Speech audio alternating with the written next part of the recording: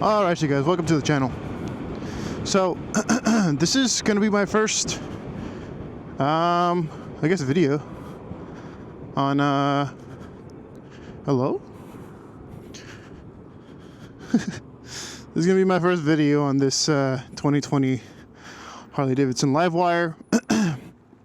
So, I just want to introduce myself to the channel. And pretty much what this video, or sorry, not what this video is going to be, this channel is going to be like. So, a lot of what this channel is going to be is me riding to work, me riding to school. I actually start school tomorrow, so this is kind of perfect timing for me to make a little video. It's currently 5:09 on the afternoon, so I have a little bit of sun left. So, what we're gonna do right now is pretty much just go out for a little ride, enjoy my last day before I gotta go back to school. Cause, oh man. I mean, looking forward to it, but I'm not looking forward to it at the same time. We'll vibe out, see what happens. But yeah, so a lot of me riding, a lot of the content I'll probably be making will be me riding to school. It's not that far of a commute. I'm actually going to be going over there right now, not to school, but going the same route that I usually take. And I'll just kind of point out what of the turns that I make. But I'm currently in my town right now.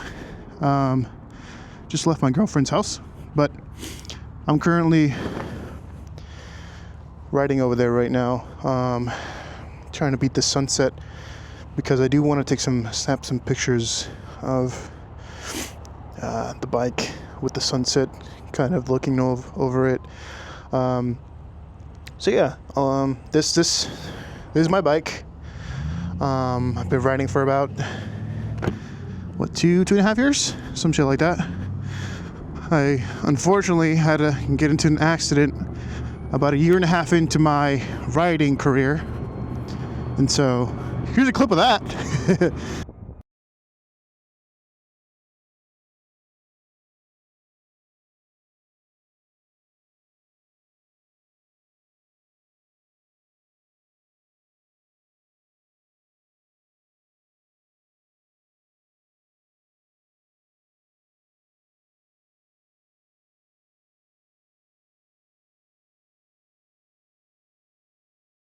Yeah, unfortunately, homie took me out, and now we're here a year and a half later from the, oh, my visor wasn't closed.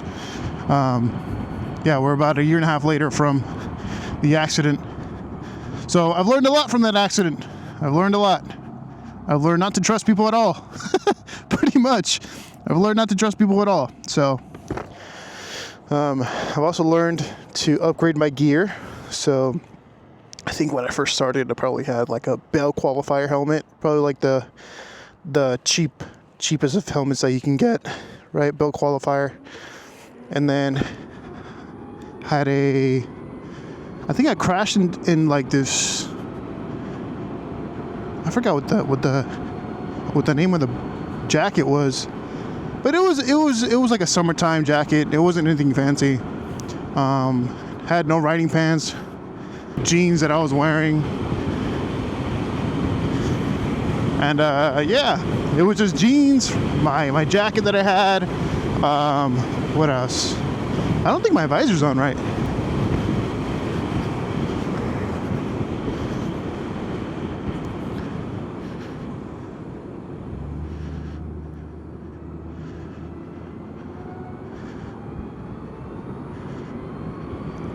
My visor is a little messed up right now. Huh, that's weird. I'll go ahead and pull over right now, actually.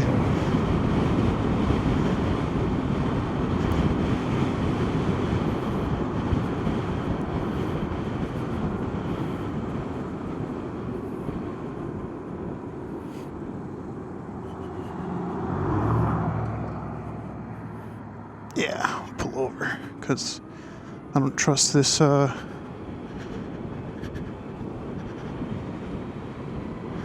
pull over right here at this park. stand by.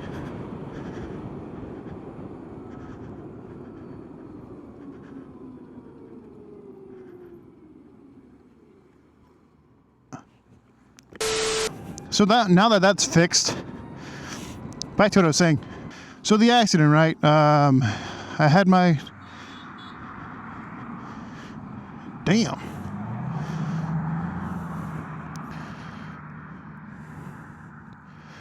I'll wait for my green light. I don't trust these motherfuckers. Because you never know. Alright, cool. So yeah, had my jacket, I had my helmet, had my gloves. I didn't have riding specific jeans. So the jeans that I was wearing completely annihilated. You know, I had my boots, of course. So I had everything except for jeans, which, I mean, some might say is okay, some might say it's not. Personally, I think if I would have worn them, probably would have made it out with, I mean, pretty much no injuries. The only injury that I couldn't have prevented was my fractured toe. But it's debatable because apparently it was a refracture or it was already fractured. I don't fucking know. But it was a very, very small microfracture. But I digress. So now I'm rocking Alpine SARS Tech Air 5 airbag vest underneath my Sedishi jacket. And then I'm wearing, I don't know what jeans I'm wearing, but I'm wearing Rider specific jeans. Oh, that's all I know, because yeah, I'm not doing that mistake again. And then I upgraded the boots, so I have some Alpine SARS SMX 6, SMX 5, some shit like that. Full boots up to the calf, and so they're pretty comfortable. They're pretty breathable, and so I have no complaints on the boots. They definitely do give me a little bit more confidence as far as like, okay, if I were to get in a crash, these motherfuckers are gonna hold up. You know. Gloves, my gloves that I crashed in actually held up pretty nice, so those are still intact and all that stuff. So, but I have these Dainese full gauntlet gloves, and then helmet. Upgraded the helmet actually, so now I have a Shoei GT Air 3. I do plan on getting another helmet, that being the KYT, maybe KX1 or NZ Race, depending on what I want. But yeah, I mean, I love the gear that I got so far. Let me be careful here, because motherfuckers love to be sketchy here. All right, cool. We are in the clear. So yeah, so like I said, I'm currently just riding to the general area of where I'm at school-wise. It's getting a little dark, so I might not beat the sunset. It's already 5:30, almost 5:30. So we'll see if I beat the sunset, because I don't want a cold ride back for sure. But yeah, so this is my 2020 Harley Davidson Livewire, as I probably already said, and it's electric, right? It's a Harley Davidson electric, branded. Obviously, if you know about the Harley Davidson Livewire now, it is now spun off into its own company, and it's called the Livewire 1, which this is, I think, a 5-year-old bike now. Yeah, it's about a 5-year-old bike now. So they have other bikes now. I think after the Livewire 1, they came out with the Del Mar, and then from there they came out with the Mulholland, and they actually just came out with the Livewire Alpinista. And so these are more like cruiser, flat tracker style bikes. That's the vibe that I get from them, and I'm pretty sure other people can agree with it. But they look like awesome bikes. I just haven't had the opportunity to ride them, and for all I know, I probably won't. But I honestly be down to go for a ride, to go test ride a Livewire Alpinista. There's a dealership not too far from me that I would probably be able to go and give a little test ride on, but I think they're currently closed. I think they're switching owners.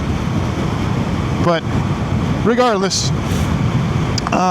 yeah, so a little bit of my riding experience.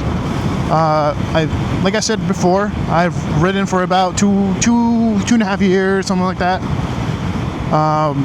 And my first bike was a 2016 DSR, also electric. And then after a year of having that bike, I ended up trading that in for a 2021 Zero SRS. So I stayed in the Zero family. And that bike itself, it was an upgrade from the DSR. Don't get me wrong, absolute upgrade. And I thought, you know, this is going to be a game changer as far as me commuting and all that stuff. And it was, for a little bit. But I will say now that the battery on the SRS compared to the DSR was not that much bigger. And it was supposedly capped from zero, from factory. And the battery was just, I don't know. The range on it was not great. I will say that. The range on it was not great. Now, I've already done a range test with this bike. Not filmed or anything. It's fun. You know, I have had a lot of fun with this bike already, and I haven't even owned it for a month yet. You know, the range on this bike is a lot better than both my DSR, or not DSRs, than both the DSR and the Zero SRS. And I mean, it's a game changer for sure. And on top of that, it has CCS charging. Now, I know the technology on this bike is about 5 years old. Understandable. But it still outperforms what Zero has right now. It does. You know, like, maybe not speaking for the S2 platform, but what the Livewire 1 offers, completely, in my opinion, given from my experience with Zero, I mean, it's blown out Zero from out of the water. You know, when I was bike shopping after my accident, and when I got my money from the settlement from the lawsuit, you know, I was looking for a new bike, and I originally wanted to get an Energica. But for everyone that knows about Energica is pretty much bankrupt at this point. You know, they have I guess an auction going on for the company soon. Actually, it might be today. No, tomorrow. It might be tomorrow. So they have an auction going up for the company. The thing is, I don't know if anybody's gonna buy them. I really don't. And as much as I wanted to get an Energica, and how many Energicas went on sale and dropped in price drastically after the announcement of them getting pretty much going bankrupt, I don't know. I didn't want something where I don't want to take a risk on something that I wasn't sure of. You know, the future of Energica was not really it wasn't guaranteed. So the next motorcycle that has CCS charging would have been the Livewire 1. And I wanted to stick to electric just because for me it works. You know, for me electric is convenient for me. I spend a lot less gas on commuting. You know, in the year and a half that I didn't have my car, or sorry, not my car, my motorcycle, I was commuting with my car, and I was spending a lot of gas. But real quick, this is actually where I turn right here. for school. But there's another turn that I like taking over here because everyone tries to take this turn and it gets clogged up super fucking bad. But yeah, the other turn is up here. But we're not going to school today. We're going to school tomorrow. So we'll film all that tomorrow. But back to what I was saying. So Livewire, looked into Livewire, looked into the technology behind it, and honestly, it seemed a lot more promising than Energica, Zero, and mind you, Energica is still a great company. Everything that I've seen from, you know, people like New Zero Land or people just reviewing the company itself, like Spite's Corner, right? They've all had great things to say about it. Yes, the technology for electrics isn't quite just there yet for a lot of people, but for me, you know, as an early adopter of EV motorcycles, it's more than enough for me. You know, I have more than enough range for commuting and then still going out for some back road twisty fucking vibes. So I don't have a problem with electrics right now. Maybe the whole, like, okay, the servicing and the maintenance on it, as far as like taking it to a dealership and if there's anything wrong with it, because obviously there's only so much you can work on this bike. You know, there's only so much you can do to it yourself. However, you know, if we look at the maintenance on it, I mean, there's hardly any maintenance, and that's something that I loved about it. As it is, like, you know, you got to make sure with your car, everything's all good with the car. So for me, I was like, you know what? It's more of a convenience thing, right? For me, a motorcycle, gas motorcycle. I played with the idea of it. I really was, because I honestly didn't know if I wanted the Livewire. And luckily, I was able to find a deal on it where I was like, you know what? That's a pretty good deal. That's a pretty good deal, especially for a Harley Davidson branded Livewire. I mean, it was a fucking stupid deal, you know. So I'm more on the side of, okay, is it convenient for you? Does it work for you? Is the infrastructure there for you? And it is. It's there for me. I don't have a problem with the infrastructure for me. It's more of the infrastructure for a lot of other people. You know, a lot of other people can't say that they have CCS chargers around them. You know, in my town, I have a good amount of CCS chargers, and even around me, I'm in the area of places where there is plenty of CCS chargers, and I haven't had an issue with you know, having to DC fast charge.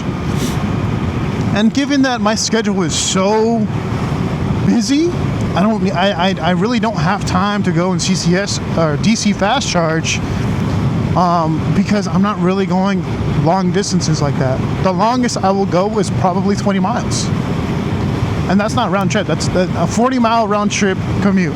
That's probably the most. And I haven't had an issue with the commute. Now that I've shared my opinion on you know, electrics and all this shit, this channel is also going to be showing, like, okay, how is it to live with a Livewire? I have so many, like, questions about EV motorcycles that a lot of people don't really have out there on YouTube, and this is something that I think I could probably help with. You know, there's plenty of YouTubers out there that are on EVs, like, you know, New Zero Land, although he hasn't posted in a while. You know, we love him. Ben Marshall, he literally revamped the whole bike, and now it's like a Pan America crossover with a Livewire one, and it looks awesome. You know, it looks awesome. Or for those of you that will see later on, I have a buddy, and his name is Elazar, and he actually owns a Lightning Strike. It's a Lightning Strike C. Although it might say LS218 on the side, it's not an LS218. nonetheless, it's still a fun bike. And I actually test rode that bike. I would encourage anybody that is wanting to get into EVs and likes the style of Livewire. I would do it. You know, it's fun. It's a different experience for sure. So I think I don't think I beat the sunset, unfortunately, but that's okay. There it is.